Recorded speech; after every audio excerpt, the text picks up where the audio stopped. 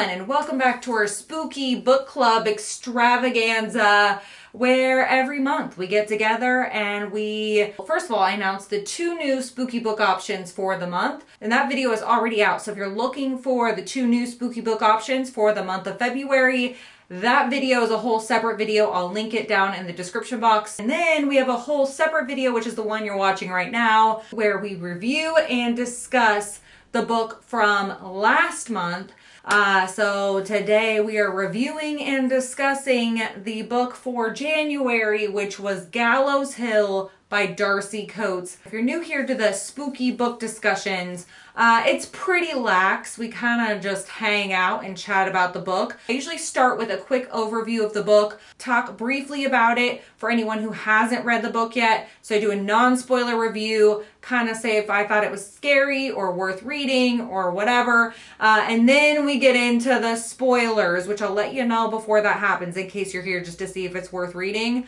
But we'll get into the spoilers, and then I made a bunch of notes as we were reading, and then I just kind of free flow, talk about scariest parts, characters, all different kinds of things. But I kind of just go with the spooky flow. And then along the way, I also ask you questions like, did you feel this way? Or what did you think? So down in the comments, if you want to respond to the questions I have for you, or if you just have anything that maybe I forgot to mention that you really wanted to mention, whatever you want to talk about down in the comments, you can just let it flow. You can respond to each other. I'll respond to you guys. You can respond to me, all the different things. We just kind of have an open conversation. Anyway, so let's jump into this discussion / review. What did we read? We read Gallows Hill by Darcy Coates. And just a quick non-spoiler review, just a quick overview. So the book is about a young woman whose parents pass away. And she inherits this big winery and this huge spooky mansion on said winery. So she moves into the house. And all these strange and unusual things start happening. So it turns out her family has a dark history. The land has a dark history. It's a whole spooky situation. So she's either got to learn to live with it or take matters into her own hands. That's as far as I'm going to go with it. It's kind of just like a big old spooky house with a lot of spooky things happening inside of it. So here's what I'll say about the book. Just a quick, should you read it or not read it? I think if you're looking for something spooky-ish, especially if you like haunted houses, haunted mansion kind of books, I feel like this is a good one. But don't go into it expecting it to be the scariest thing you've ever read. At least in my opinion. I know that I'm kind of desensitized to the whole thing because, I like things scary. The scarier, the better. If I can't sleep at night, that means it's doing its job. But this wasn't one of those. It didn't keep me up at night.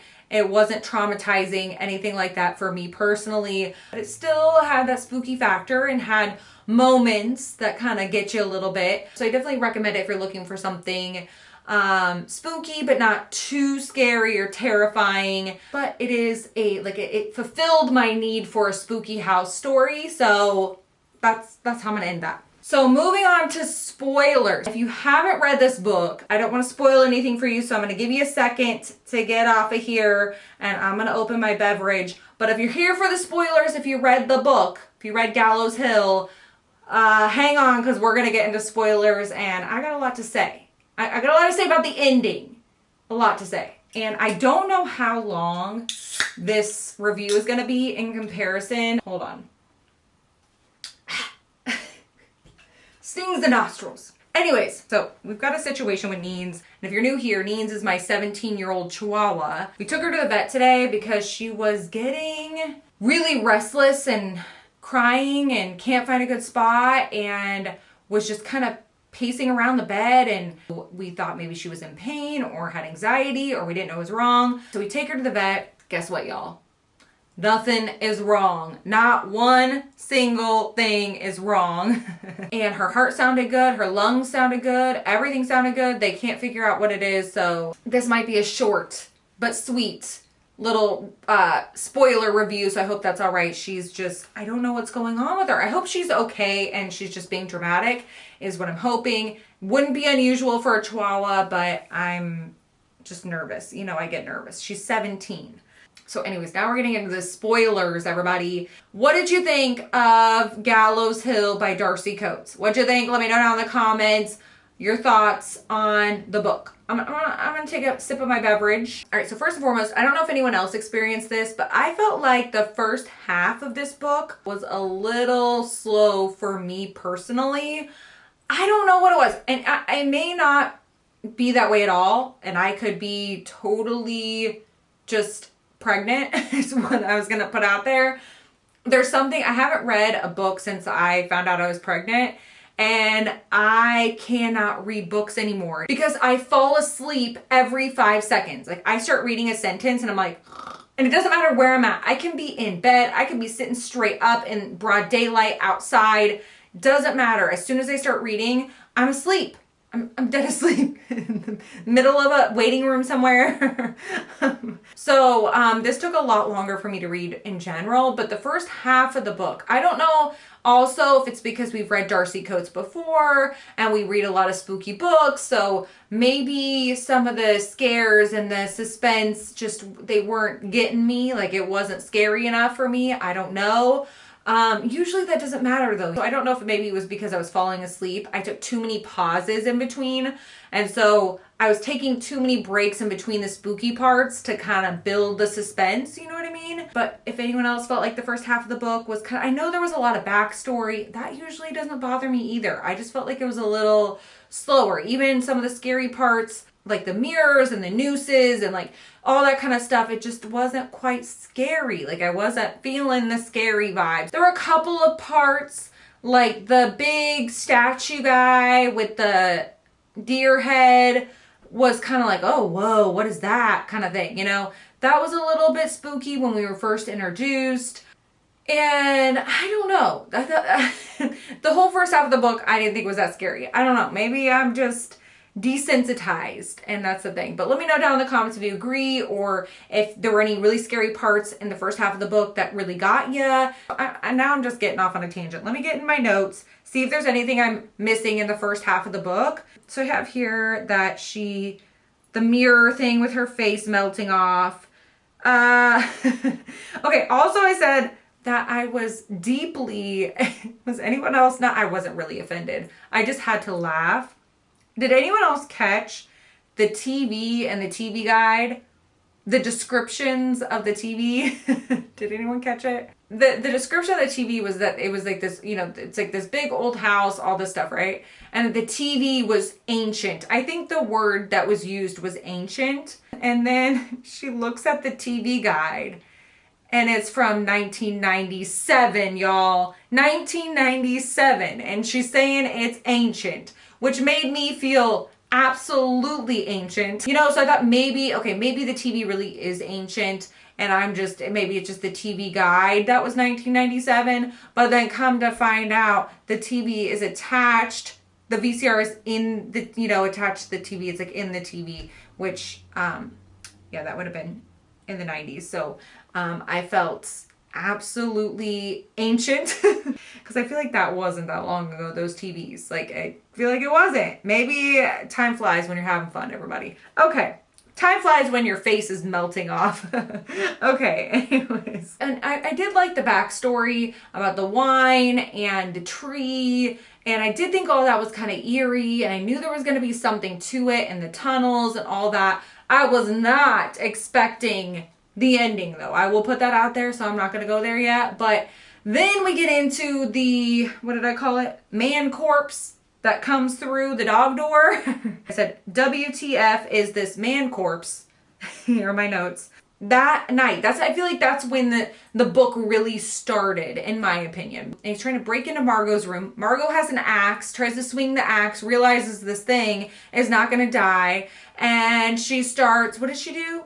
And then I think Kant and Nora, Ray, Andrew, all of them come up and save her from this corpse guy. And then they're running back to this little shed thing. And then she's safe in there for now as the sun comes up. But she doesn't know what's going on. No one had explained to her anything that was happening. And then they had to pretty much explain to her what's been going on. I'm like, why didn't you tell her sooner? She could have still been there fighting for her life and you just left her to fend for herself and they didn't explain anything to her. So now she finally knows the full story of what's going on the grounds and the backstory and the things that come at night, but not all the time, sometimes.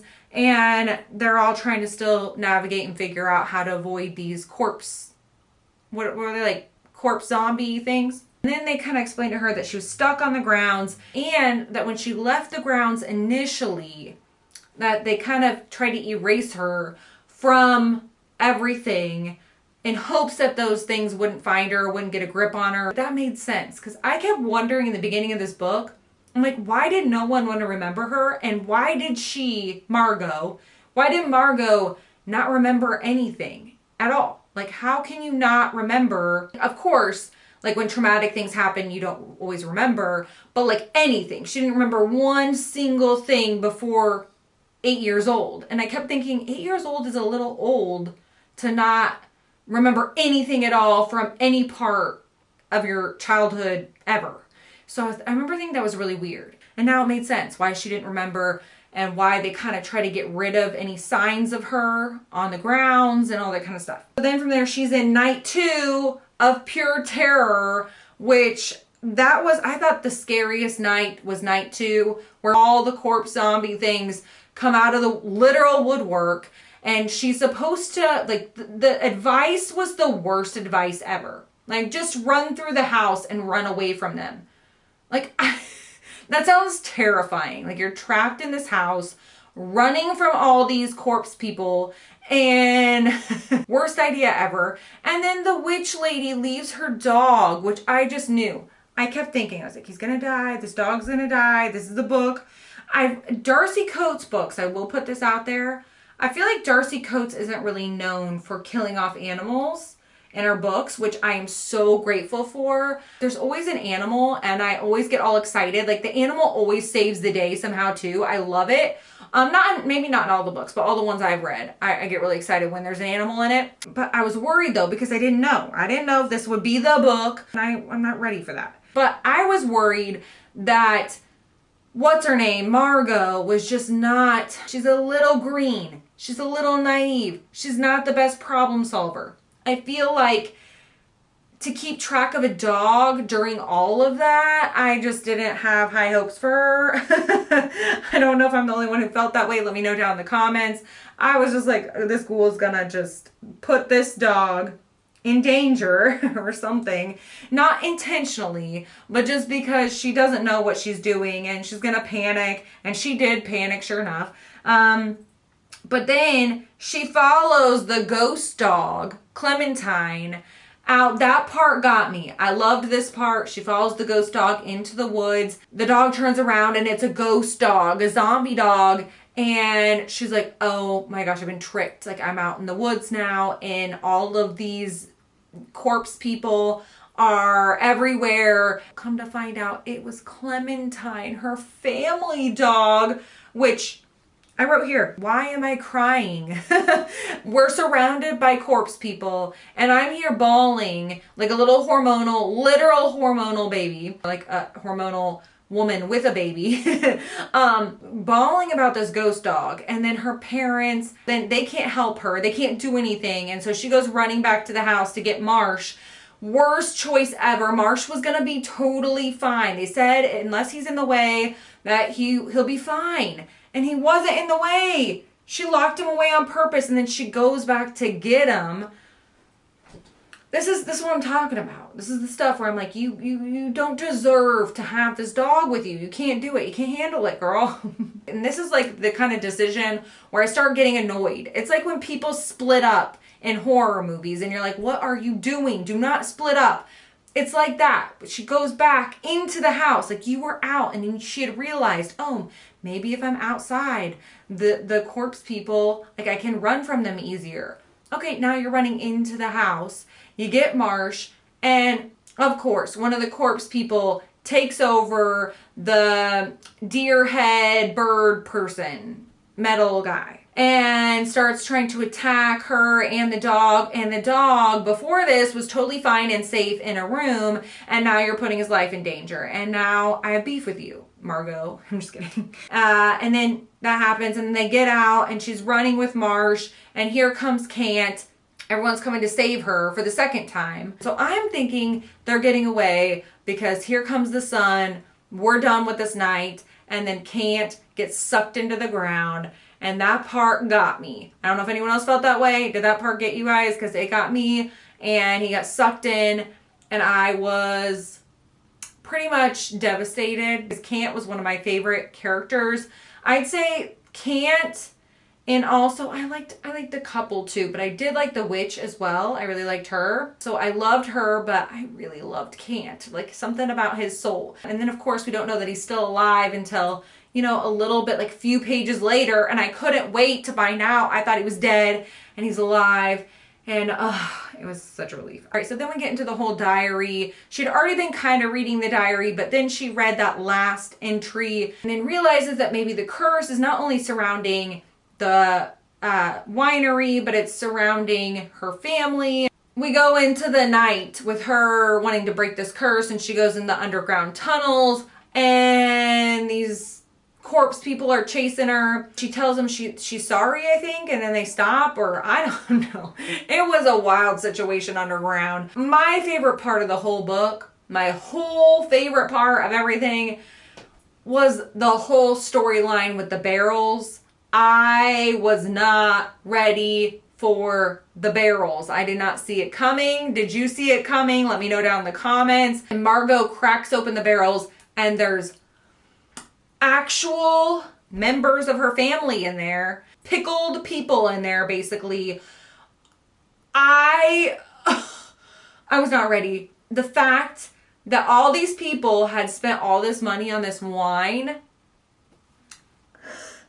and there were people in there, I was not ready for that truth. I was not ready for the truth that her parents had to know, that everybody who had owned the winery before knew about it, fed it to people. People drank the flesh. Did they not get particles? Like I have so many questions about how this happened and how people were drinking this wine. And sorry, I had to swallow potential vomit. That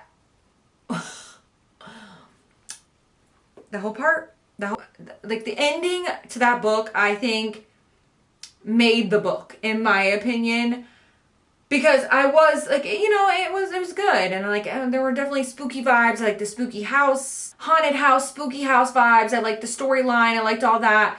But then once this is tied together with the barrels and who's in the barrels and who was drinking from the barrels, and they were selling that, like, did they get a hair once or twice? Like how, like, what is the quality control like on that kind of wine? I know that that's probably not at all where my mind should be going at all. I should be like, oh my gosh, these poor people, they need, you know, a proper burial, which of course I'm thinking that because that was the plan. But in my mind, I'm thinking, how do you go this many years and there's not a hair in there, a piece of skin, or, you know, like a toenail, like anything, like not one thing was in, it was like a Hannibal Lecter situation in my mind. Like people were drinking people. Corpse wine.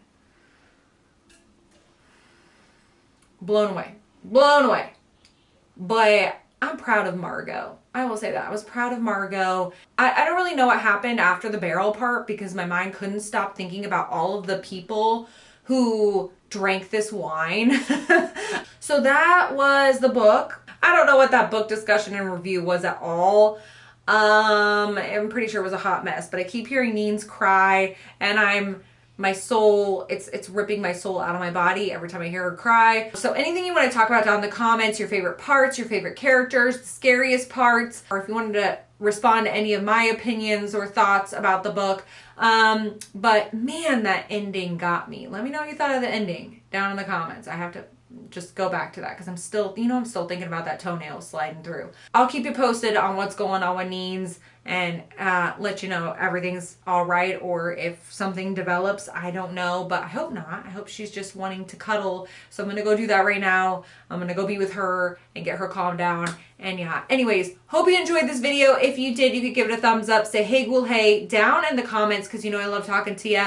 And yeah, like I mentioned, anything you want to talk about, it's a totally open relaxed discussion. So anything about this book you want to talk about, if you liked it, you didn't like it, what you liked about it, all that kind of stuff, let me know down in the comments. And yeah. Anyways, thank you so much for watching, and I will see you guys next time.